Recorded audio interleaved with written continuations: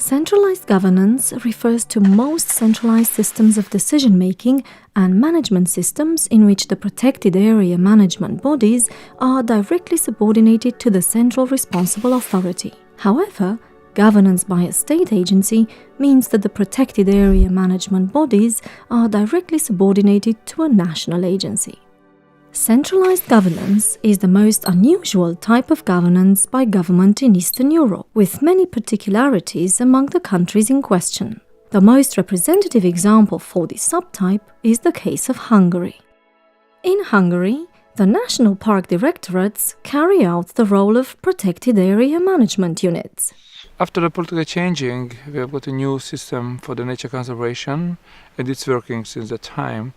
Actually, all the national park directorates belonging to the Ministry of Agriculture. Of course, the name of the ministry is always changing, but that's more important is to know that all the national parks are state national parks.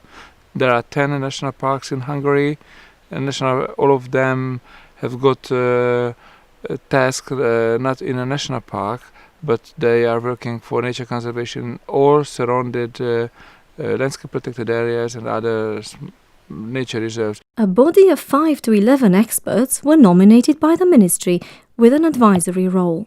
However, their influence on decision-making has not been significant yet. The best conclusion of the last 25 years after the changing is that without people cannot be successful nature conservation.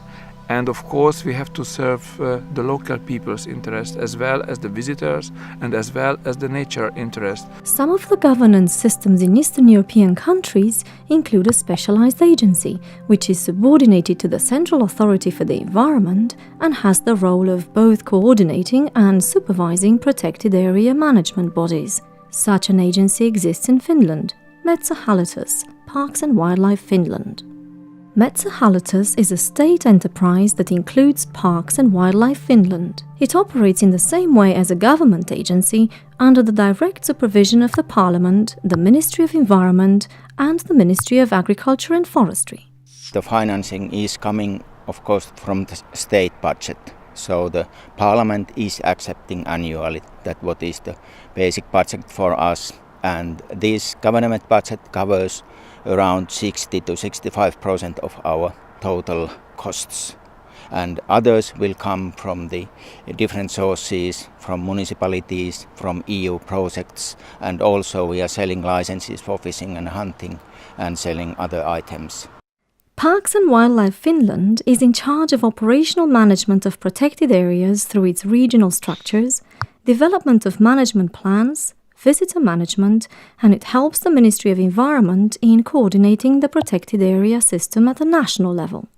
But it also has other tasks. This Parks and Wildlife Finland have several different activities. First of all, we are nature conservation organization for the species and natural environment protection. Then we provide facilities for outdoor recreation and tourism services. Then we are also in charge of the fishing and game management in all government-owned land. We are the landowners, and that's why we are very strong position to make the decisions. However, we also have to listen, of course, to people to whom these decisions have any effects. So we have open hearings within management planning process and other processes when we are making decisions, and they can tell us what are their opinions, and we have to justify finally our decisions. For the nature conservation in Finland, in principle the landowner has two options. Our strategy in Finland is mostly that the lands of the protected areas are owned by the government. So the landowner has a possibility of selling the land to the state for the nature conservation areas, for example, inside Natura 2000 areas. Then we have also another scheme where the landowner still maintains the ownership for the land, but gets a one-off compensation payment for establishing a permanent privately owned nature conservation area. And thirdly, we have a third concept that is really pushed forward by the last two governments in Finland. We are pushing forward voluntary measures for establishing a nature conservation area where it's totally up to voluntary measures of the landowner to make either a temporary agreement for the protection or establishing this kind of privately owned permanent nature conservation area. That program is called Metso program, the protection program for the southern Finland forests.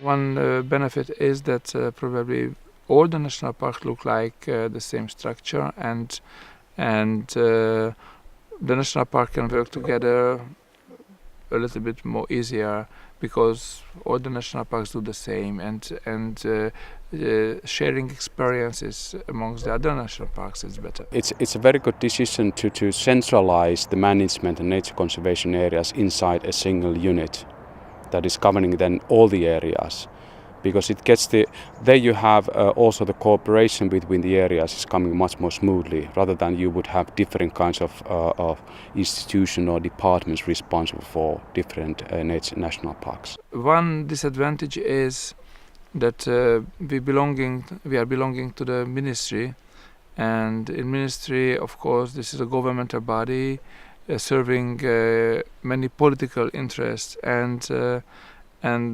sometimes the political interest is changing depending the government parties. I think one of the challenges comes directly from this, that we are owning majority of the land, so it gives us sometimes a too big sense of power over the decisions, that we have to always keep a lot of attention on hearing different kinds of stakeholders, because we should be providing services to the public.